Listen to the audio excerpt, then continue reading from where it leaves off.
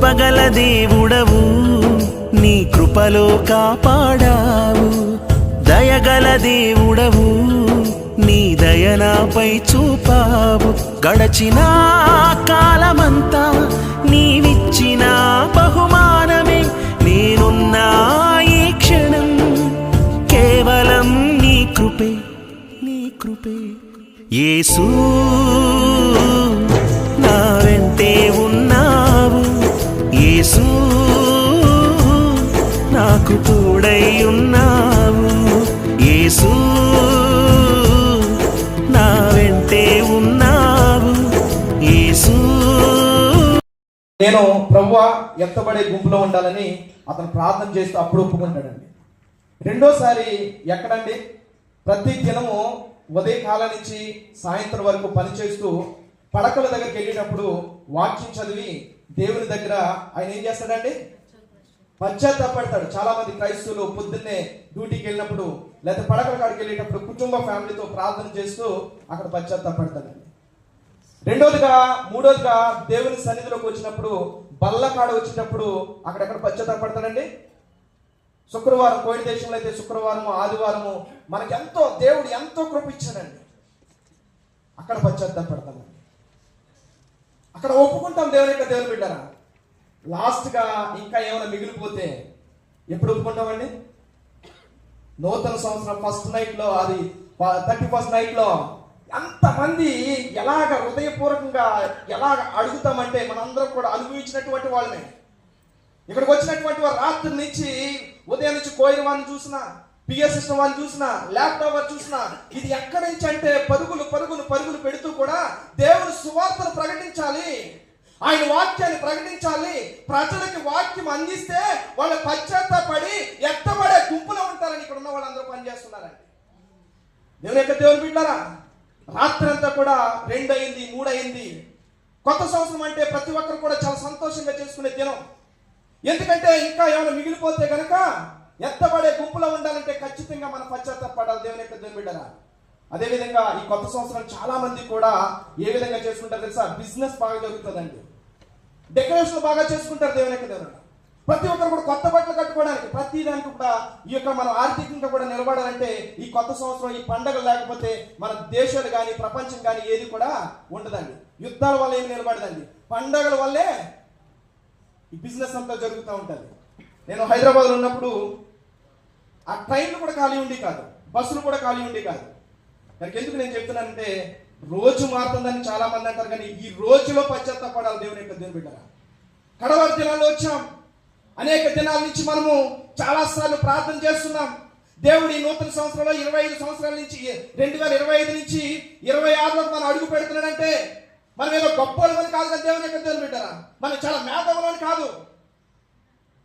గత సంవత్సరం మనతో ఉన్నటువంటి వారు ఈ సంవత్సరం మనతో లేరు. ఎంతో చక్కగా మనతో తిరిగినటువంటి వాళ్ళు, ఎంతో మనం తీర్చిదిద్దినటువంటి వాళ్ళు, మనతో మాట్లాడుతున్నటువంటి వారు, మనతో సహవాసం చేస్తున్నటువంటి వారు, మనం ఆత్మీయంగా నడిపించినటువంటి వాళ్ళు ఈ సంవత్సరం లేరండి. మీ అందరికీ తెలుసు, పైన మీరు చూస్తున్నారు తెలుగు క్రైస్తవ సంఘం వ్యవస్థాపకులు అపోస్తలుడు లివింగ్స్టన్ గారు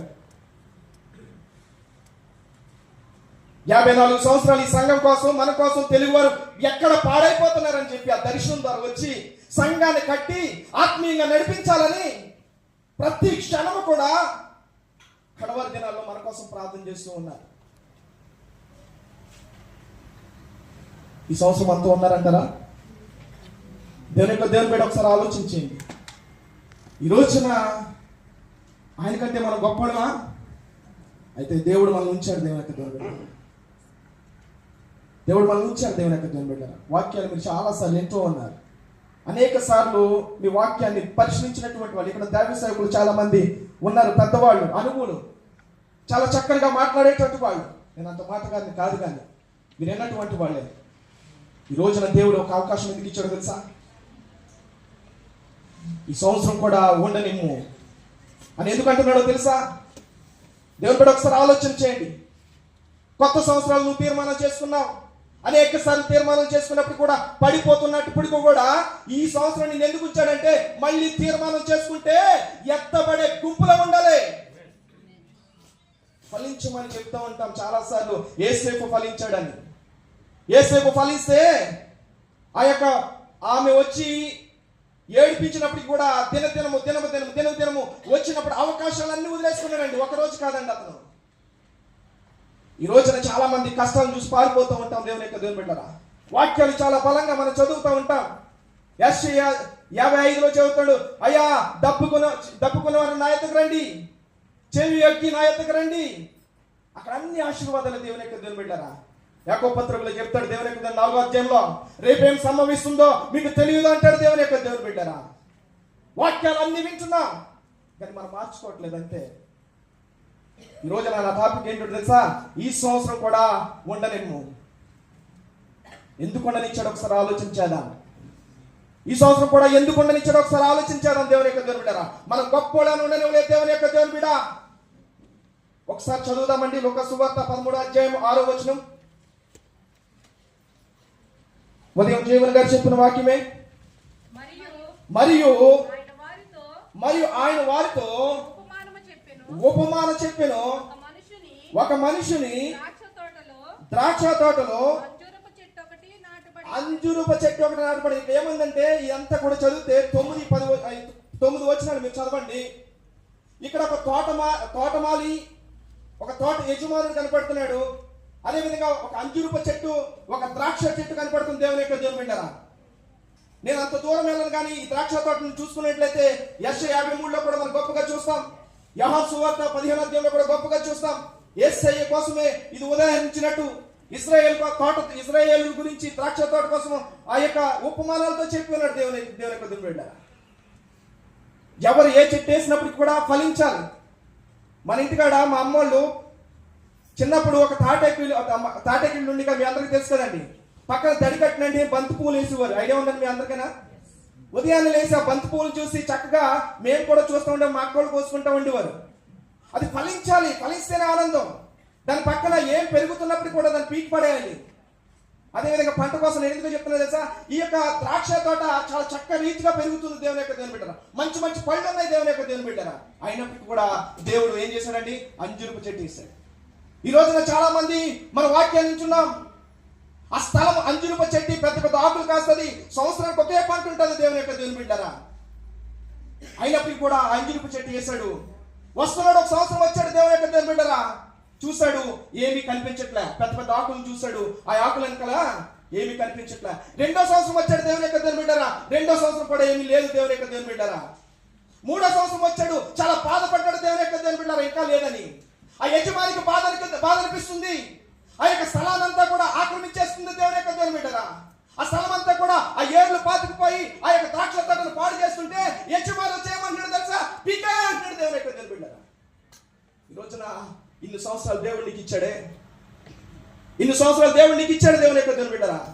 ఆశీర్వాదాలు ఎప్పుడు ఇస్తున్నాడు? నీ కుటుంబాన్ని ఆశీర్వదిస్తున్నాడు, ఆర్థికంగా ఆశీర్వదిస్తున్నాడు. అయినప్పటికీ కూడా నువ్వు ఎలా ఉన్నావు? దేవుని సన్నిధిలో ఉన్నటువంటి నువ్వు ఆ యొక్క విశ్వాసాన్ని పాడు చేస్తున్నావా?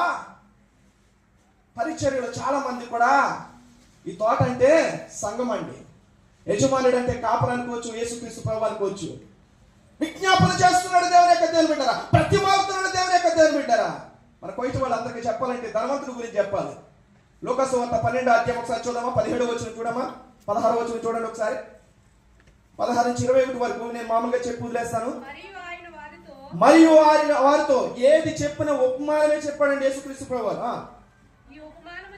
ఈ ఉపమానం చెప్పను, ఒక ధనవంతుడు భూమి సమృద్ధిగా పండెను. అప్పుడు అతడు నా పంట సమకూర్చు. ఇక్కడ ఏమంటుందో తెలుసా? అక్కడ ధనవంతుడు ఉంటే ఆయన పంట చాలా బాగా పండింది దేవుని బిడ్డరా. చాలా ఆస్తిని సమకూర్చుకున్నాడు దేవుని బిడ్డరా. దేవుడు మాట్లాడుతున్నాడు అక్కడ.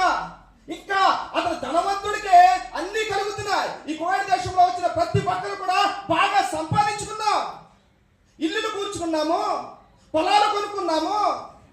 ప్రతి విషయంలో అభివృద్ధి అభివృద్ధి అభివృద్ధి. ఫ్లాట్ కాకపోతే ఈ ఫ్లాట్, ఈ ఫ్లాట్ కాకపోతే ఈ ఫ్లాట్. కనికర కార్యాలు లేవు. సంపాదించుకుంటే అంత సంపాదించు చూడండి. దేవుని ఎడల దేవుని ఎడల ధనవంతుడు కాక ధనవంతుడు ఎవరు ఎక్కడ ఉండేవాడు ధనవంతుడు? ప్రతిరోజు శుక్రవారం ఆదివారం ఈ కొత్త సంవత్సరంలోకి వచ్చినటువంటి నీవు ఈ రోజు తీర్మానం చేసుకోవాలి. ఏంటో తెలుసా? గత సంవత్సరం నిన్ను విడిచిపెట్టి వెళ్ళిపోయానయ్యా, గత సంవత్సరం ఈ పాపంలో పడిపోయానయ్యా, గత సంవత్సరానికి విరోధంగా ఉన్నానయ్యా, ఈ సంవత్సరం నుంచి నిన్ను నమ్ముకుని నీ సన్నిధిలో ఎత్తబడే గుంపులో ఉంటాను, నువ్వు వచ్చేటప్పుడు సిద్ధంగా ఉంటానని ప్రార్థన చేయాలా. లేదంటే ఏమంటాడో తెలుసా? ఎర్రివాడా అంటాడు. ఇంత సంపాదించిన ఎర్రివాడు అనిపించుకోవాలా?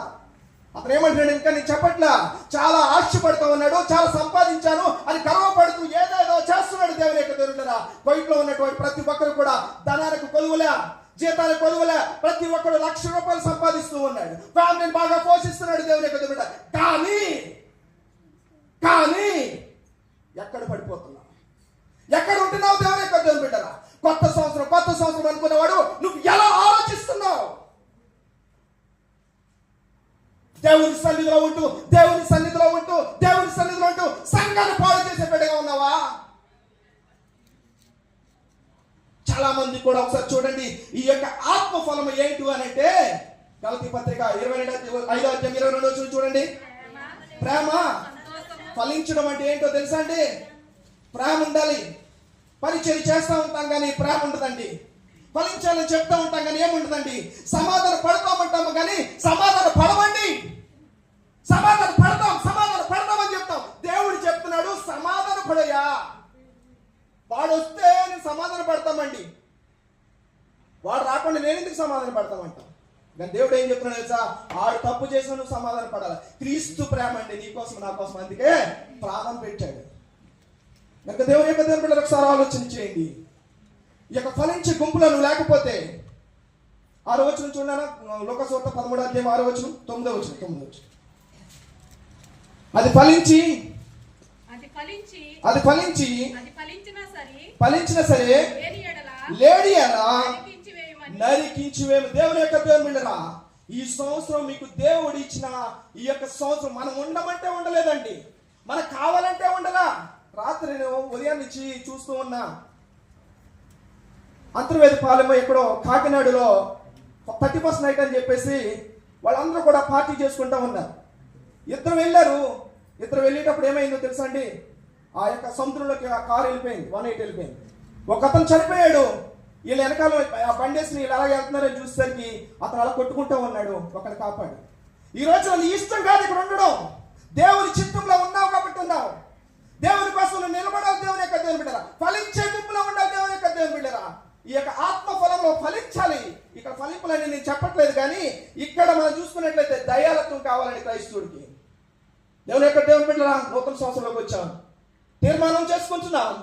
ఈ తీర్మానాలు బయటకు వెళ్ళిపోయేటప్పటికి మర్చిపోకూడదు. దేవుని యొక్క దేవుని బిడ్డరా, మరలా వస్తుందని అనుకోవద్దు. పడకల దగ్గరికి సాయంత్రం వెళ్తావు కదా, అప్పుడు మళ్ళీ పశ్చాత్తాపడతావు. మళ్ళీ కొత్త సంవత్సరం ఉంటుందో లేదో నీకు తెలియదు. దేవుని యొక్క దేవుని బిడ్డరా, ఈ రోజు నీ కుటుంబాన్ని ఎలా చూస్తున్నావు? నీ కుటుంబానికి సమయాన్ని ఇస్తున్నావా? నీ భార్యతో నువ్వు మాట్లాడుతున్నావా? లేకపోతే నీ అన్నదమ్ముల కోసం ఆ యొక్క ధనాన్ని గురించి నాది నాది నాది అని సంపాదించుకుంటూ పోతున్నావా? లేకపోతే నీ భార్యని విడిచి వేరే వాళ్ళతో తిరుగుతున్నావా? ఖచ్చితంగా దేవుడు నీతో మాట్లాడుతున్నాడు. దేవుని యొక్క దేవుని బిడ్డరా, నిబంధన చేసుకుని నీ భార్యకి తాళి కట్టినటువంటి వాడు టెలిఫోన్లో మునిగిపోతున్నావా? ఈ రోజున నరికే స్థితి నీకు రాకూడదు. క్రైస్తవుడికి ఎప్పటికీ లేదండి. ఈ 31st నైట్లో పశ్చాత్తాపడి కొత్త సంవత్సరానికి మనం వచ్చాం. ఇప్పుడైనా ఆ కొత్త సంవత్సరంలో తీర్మానం చేసుకునేటువంటి వాళ్ళు మనం ఈ రోజున ఆ యొక్క ద్రాక్ష తోటలో ఆ యొక్క అంజురపు చెట్టుని వేశాడు, ఫలాల కోసం చూశాడు. నీకు నాకు లేని యోగ్యతనిచ్చి ఫలింప చెయ్యాలని చెప్పి ఆయన చూస్తూ ఉన్నాడు. దేవుని యొక్క దేవుని బిడ్డరా, విజ్ఞాపన చేస్తున్నాడు. దేవుని యొక్క దేవుని బిడ్డరా, రోమపత్రికలో మనం చూసినట్లయితే 8:14 మనం చూసినట్లయితే ఆయన నీ కోసమో నా కోసమో కుడి పార్శ్వము నుండి విజ్ఞాపన చేస్తున్నాడు. ఈ బిడ్డ ఈ సంవత్సరానికి ఉచ్చరించానయ్యా, ఏ తప్పులు చేసినా ఏది చేసినా నేను విజ్ఞాపన చేస్తున్నానని నీ కోసం నా కోసం ప్రాణాలు పెట్టేయండి. కనుక దేవుని యొక్క దేవుని బిడ్డరా, ఈ సంవత్సరం ఉచితంగా వచ్చింది నీకు. ఈ కొత్త సంవత్సరంలో అడుగు పెట్టేటప్పుడు నువ్వు చాలా చాలా చాలా దేవుని సన్నిధిలో ఫలించాలని మనస్ఫూర్తిగా కోరుకుంటూ మిమ్మల్ని దీవిస్తూ చిన్న ప్రార్థనలోకి వెళ్ళి ఈ వాక్యాన్ని ముగిస్తానండి. యేసయ్యా నీకు వందనాలు. ప్రతి ఒక్కరు కూడా యేసయ్యా నీకు వందనాలు ప్రభా. నీ బిడ్డలుగా మమ్మల్ని ప్రభా ఈ సంవత్సరం ఉండనిచ్చావు. ఇదిగో నాయన ఫలించే గుంపులో ప్రభు తండ్రి మమ్మల్ని ఉంచండి ప్రభా. నీ ప్రేమ ఉంచండి అయ్యా. మాకు సమాధానం దయచేయండి. మాకు దయాలత్వం ఇవ్వండి ప్రభా తండ్రి. మా కుటుంబాలతో సంతోషించుకునే భాగ్యాన్ని మేము ఇచ్చారు. కానీ నాయన ఎత్తబడే గుంపులో మేము ఉండాలంటే ప్రభా తండ్రి నీ దగ్గర మేము సమాధానం పడాలి ప్రభా. మేము పశ్చాత్తాపడుతున్నాం ప్రభా. గత సంవత్సరంలో ప్రభా మేము చేసినవి అని మునుపటికి రానకుండా ప్రభా కొత్త జీవితాన్ని ఇవ్వండి ప్రభా. ప్రతి బిడ్డను దీవించండి, ఆశీర్వదించండి. నాయన ఈ దేశానికి మమ్మల్ని తోడుకుని వచ్చావు, సురక్షితంగా క్షేమంగా ఉంచావు ప్రభా. ఇదిగో నాయన నీ బిడ్డలుగా ప్రభా తండ్రి సంఘంలో పరిచయం చేయడానికి కూడా మమ్మల్ని ఇచ్చావు. ఇదిగో నాయన మా సేవకులు దీవించండి, మా సంఘాన్ని దీవించండి. నాయన ఇటువంటి భాగ్యం ఎవరికి లేదు ప్రభా. నీ పరిచయలను మమ్మల్ని వాడుకుంటున్నావు నాయన. మేము ఎక్కడైనా పడిపోతే కుడికి ప్రభా తండ్రి మేము సరి చేసుకునే భాగ్యం వాక్యం ద్వారా మాకు ఇచ్చావు ప్రభా. ఇదిగో ఇప్పుడు మేము సరి చేసుకున్నాం. ఇదిగో కొత్త సంవత్సరం మేము అడిగి పెడుతున్నాం ప్రభా తండ్రి. నూతన సంవత్సరం దీవులు మాకు ఇమ్మని యేసు నామములో అడుగుచున్నాను తండ్రి. ఆమేన్.